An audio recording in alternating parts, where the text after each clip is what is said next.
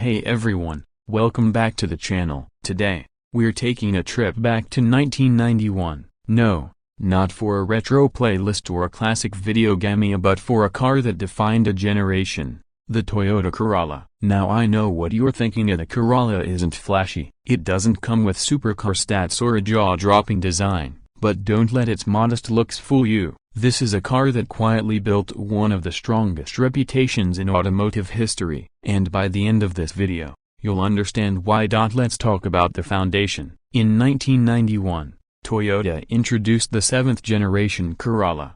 Built on the E100 platform, it marked a significant shift from the boxier, simpler E90 generation that came before. The new chassis was more rigid, safer, and designed with comfort and practicality in mind. Depending on your region, you had a few engine options. There was the 1.3-liter for basic commuter duties, a 1.5-liter mid-range option, and the 1.6-liter 4FA inline-4 that became a favorite for its perfect balance of fuel efficiency and low-end torque. If you lived in Europe or Asia, there were even diesel options, like the 2.0-liter for ultimate longevity. Horsepower ranged from 75 to about 115, but none of them were built for speed. This car was all about steady, predictable, everyday driving. The transmission options included a 3 or 4-speed automatic, and a 5-speed manual that gave you more control and a touch more fun. Most models were front-wheel drive,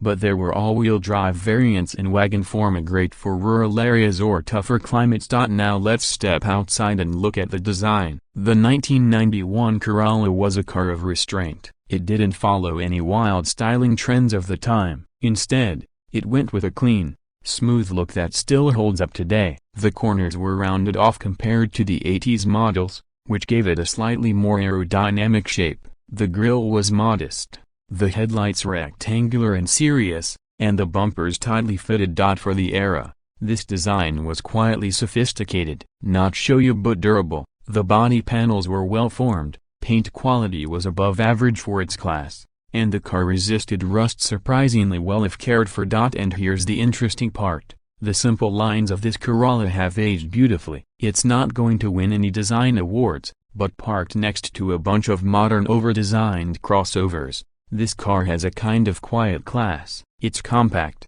easy to park, and built with intention. This car didn't scream "look at me," it said "I'll be here when you need me." Open the door and step into 1991. You're immediately greeted with hard plastics, cloth seats, and a dashboard that feels more industrial than stylish. But somehow, it works. This interior was designed to last, not impress. It's utilitarian, yes, but it's also incredibly user-friendly. The gauge cluster is simple and clear. Big analog speedometer, tachometer, fuel gauge, and temperature gauge. That's it. No flashy digital readouts, no screens. And honestly, it's kind of refreshing. Controls for the air conditioning and radio are big, tactile, and easy to reach even with gloves on. You've got physical sliders, actual buttons, and a tape deck that probably still works. No distractions, just function. The seats are better than you might expect. Cloth material that stands up to wear, decent support even on longer drives, and enough legroom in both front and back to keep 4 adults comfortable. The rear seat folds down, opening up extra trunk space, and the visibility from inside the cabin is excellent. No thick pillars or cramped rear windows here. Everything about the cabin was built for everyday use. Cup holders, storage bins, a massive glove box, all placed with the driver and passenger in mind. You're not going to confuse this car with a Lexus,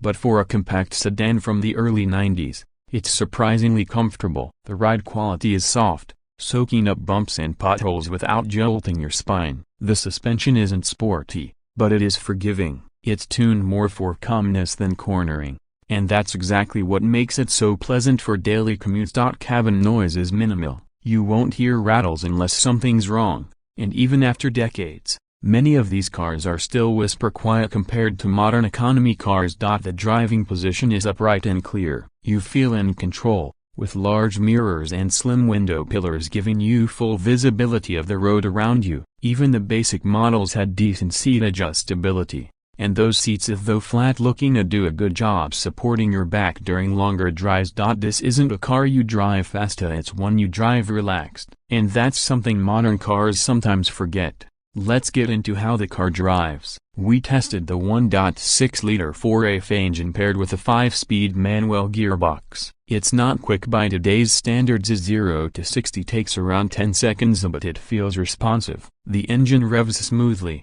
with a quiet hum that's almost soothing. The manual transmission is a joy for anyone who loves simple, honest driving. The shifts are light but mechanical. The clutch is easy to modulate, and even though this isn't a performance car, it rewards a gentle, balanced driving style. Handling is predictable. The front-wheel drive layout makes it easy to maneuver, even in tight city streets. The turning circle is tight, the steering is light but not numb, and the car feels planted, even at highway speeds.